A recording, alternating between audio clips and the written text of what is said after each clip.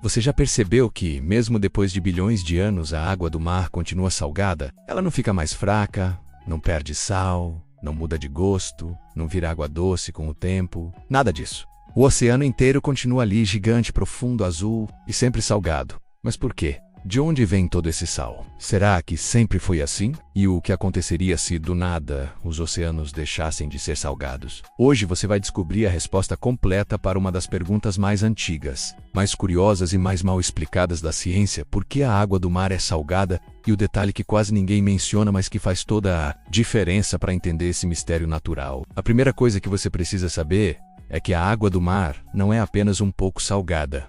Ela é muito salgada. Em média, se você pegasse 1 litro de água do oceano e deixasse evaporar toda a água, sobrariam cerca de 35 gramas de sal. É mais ou menos o equivalente a uma colher de sopa cheia de sal de cozinha. Agora imagine isso multiplicado pelo volume de água dos oceanos, que é simplesmente inimaginável. Para você ter uma ideia, o oceano tem tanta água que, se você cobrisse toda a Terra com ela, o planeta ficaria com quase 3 quilômetros de profundidade em água. E toda essa água está cheia de sal. Mas de onde vem esse sal todo?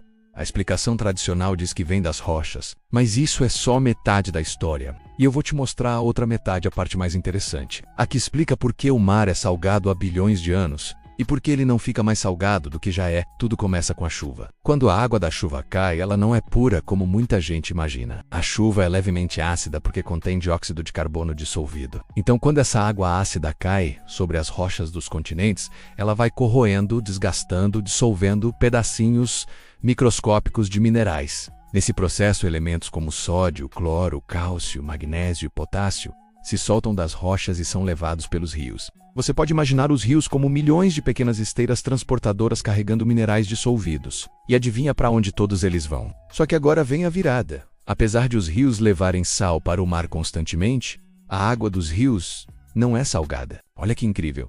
Eles carregam sal sem ser salgados. Isso acontece porque a concentração é extremamente pequena.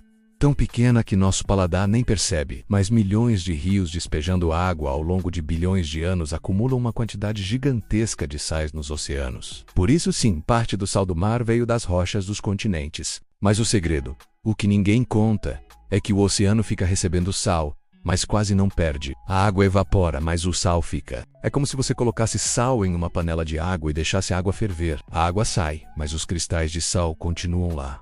É exatamente isso que acontece no planeta. O sol evapora a água do mar, forma nuvens, produz chuva, abastece os rios, e esses rios eles devolvem mais minerais para os oceanos num ciclo interminável. A água sobe, o sal fica, e por isso os oceanos foram ficando mais e mais salgados ao longo de milhões de anos. Acontece que existe um limite natural. O oceano não fica cada vez mais salgado para sempre.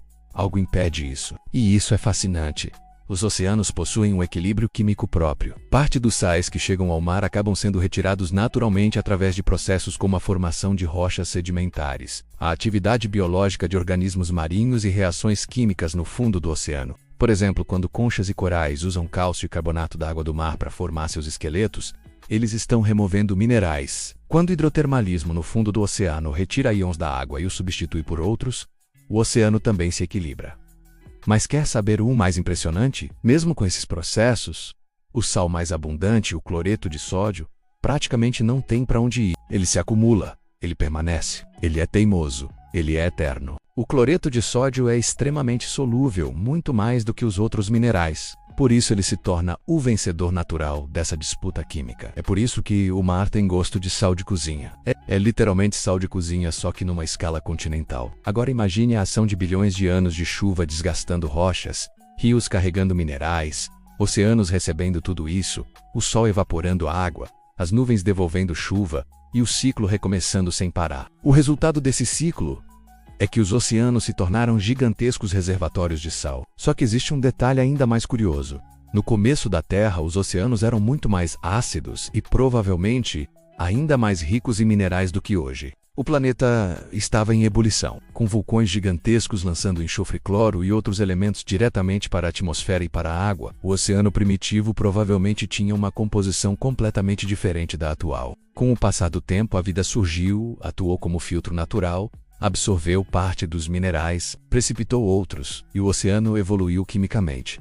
mas o sódio e o cloro permaneceram. Eles sempre permanecem. Eles são os grandes sobreviventes da química oceânica. E agora vem uma das perguntas mais legais. Se a água do mar evapora e o sal fica, por que não existem montanhas gigantes de sal acumuladas ao longo das praias? Por que o sal não aparece na superfície? A resposta é que o oceano é profundo, em movimento constante e incrivelmente eficiente em dissolver sais. O sal não decanta porque sua densidade em solução se dispersa por milhares de quilômetros. As correntes oceânicas fazem o trabalho de misturar tudo, por isso o sal não se separa.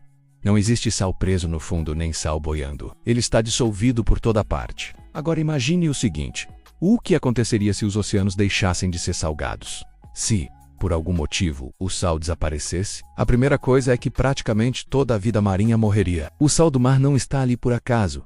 Ele é essencial para que os organismos consigam controlar a troca de água dentro e fora de suas células. Sem sal, peixes, algas, crustáceos, tudo simplesmente entraria em colapso por osmose. Além disso, correntes oceânicas também mudariam drasticamente. O sal altera a densidade da água, e isso faz com que parte das correntes profundas exista. Sem sal, o clima global mudaria por completo. E talvez a parte mais preocupante, a Terra ficaria muito mais vulnerável à formação de gelo extremo. O sal reduz o ponto de congelamento da água. Sem ele, os oceanos congelariam com muito mais facilidade. Em outras palavras, você não gostaria de viver num planeta com oceanos de água doce. Agora vamos voltar ao mistério inicial. Por que o mar é salgado? Porque a água é uma máquina de dissolver rochas. Porque o ciclo da água evapora, mas o sal não. Porque o tempo, bilhões de anos, trabalhou pacientemente para transformar rios quase puros em oceanos densos e minerais. E porque a química do planeta selecionou justamente o sódio e o cloro como campeões da solubilidade. É por isso que o gosto do mar é o mesmo hoje e sempre será.